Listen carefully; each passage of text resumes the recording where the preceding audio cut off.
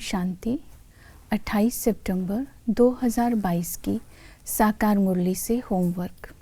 आज की मुरली से हम लक्ष्य लेंगे विकर्माजीत बन सूर्यवंशी में देवता पद की प्राप्ति करनी है। इस लक्ष्य को सारा दिन स्मृति में रखेंगे। मैं चक्रवर्ती सूर्यवंशी देवता हूँ।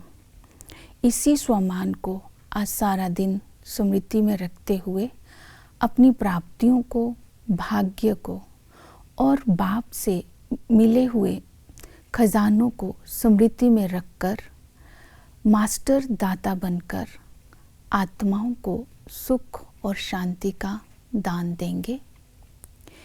इसके लिए आज हम पुरुषार्थ करेंगे विकर्माजीत बनना।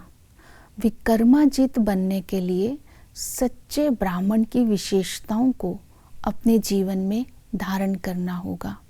जो सच्चा ब्राह्मण होता है वो निर्विकारी होता है, आस्तिक होता है, महावीर होता है, त्रिकालदर्शी होता है, देही अभिमानी होता है और निरंतर योगी होता है। ये विशेषताएं आज की मुरली में बाबा ने बताई। विकर्माजीत बनने के लिए निर्विकारी बनना है तो स्मृति स्वरूप बन करके रहना है कि मैं ब्रह्मा मुख वंशावली सर्वोत्तम ब्राह्मण हूँ, तो मेरा ईश्वरीय कुल है। जब ये स्मृति में रहेगा तो आत्मा के नाते हम भाई भाई हैं और ब्रह्मा की संतान होने के नाते भाई बहन हैं। तो निर्विकारी संस्कार हमारे अपने आप ही स्मृति में इमर्ज होते जाएंगे जब अपने कुल की स्मृति और अपने वंश की स्मृति को इमर्ज करेंगे। दूसरा, सच्चा ब्राह्मण जो होता है वो आस्तिक होता है। तो संगम पर बाबा ने आकर के हमें रचयिता और रचना का ज्ञान दे करके आस्तिक बनाया है। बाबा ने अपना पाठ बताया, मेरा इस सृष्टि चक्कर में क्या पाठ है, मैं कैसे पाठ बजाता हूँ। और बाबा ने हमें आत्मा का रियलाइजेशन करवाया कि आत्मा क्या है, आत्मा में क्या पाठ नूंदा हुआ है, ये आत्मा 84 जन्म कैसे लेती है। जब हम सेल्फ रियलाइजेशन करते हैं तब हमें आत्मा का निश्चय होता है। पहले हम जानते हैं, फिर मानते हैं, फिर निश्चय रख करके कर्म करते हैं। तो जब हम निश्चय आत्मा का रखते हैं तो बाबा की याद स्वतः आती है, जिससे आत्मा सतो प्रधान बनती जाती है। तीसरा, जो सच्चा ब्राह्मण होता है वो महावीर है। तो बाबा ने कहा तुम ब्राह्मण महावीर हो, क्योंकि बाबा ने हमें देही अभिमानी बना दिया है और हमें समझ दे दी है कि ये दुनिया कब्रिस्तान है।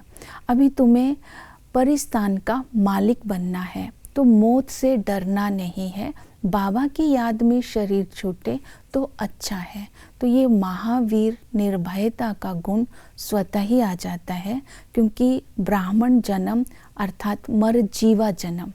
तो ब्राह्मण की ये विशेषता है, मर जीवा जन्म। जब हम मर जीवा जन्म को स्मृति में लाते हैं तो देही अभिमानी बनना सहज हो जाता है। जब देही अभिमानी बन करके बाबा को याद करते हैं तब आत्मा विकर्माजीत बनती जाती है। देही का संबंध बाबा के साथ है तो बाबा की श्रीमत भी याद में रहती है। देही अभिमानी अर्थात रूहानी यात्री, निरंतर योगी। जब हम पावरफुल योग से, योग अग्नि से पापों को भस्म करते हैं तो विकर्माजीत बनते जाते हैं। तो जितना ही हम देही अभिमानी होंगे उतना ही देह अभिमान छूटता जाएगा। नहीं तो देह अभिमान में आकर के विकर्म करते रहते हैं और उसके साथ हम देह अभिमान में आकर कहते हैं कि बाबा के साथ डायरेक्ट संबंध है, ब्रह्मा बाबा तो पुरुषार्थी है। तो बाबा ने कहा तो मुरली सुनने के लिए तो ब्रह्मा के पास आना पड़ेगा। देही अभिमानी होने से झरमुई झगमुई में अपना टाइम वेस्ट नहीं करते, अवस्था अच्छी होती जाती है और प्राप्तियों को सामने रखते हुए हम कमज़ोरियों पर विजय प्राप्त कर लेते हैं।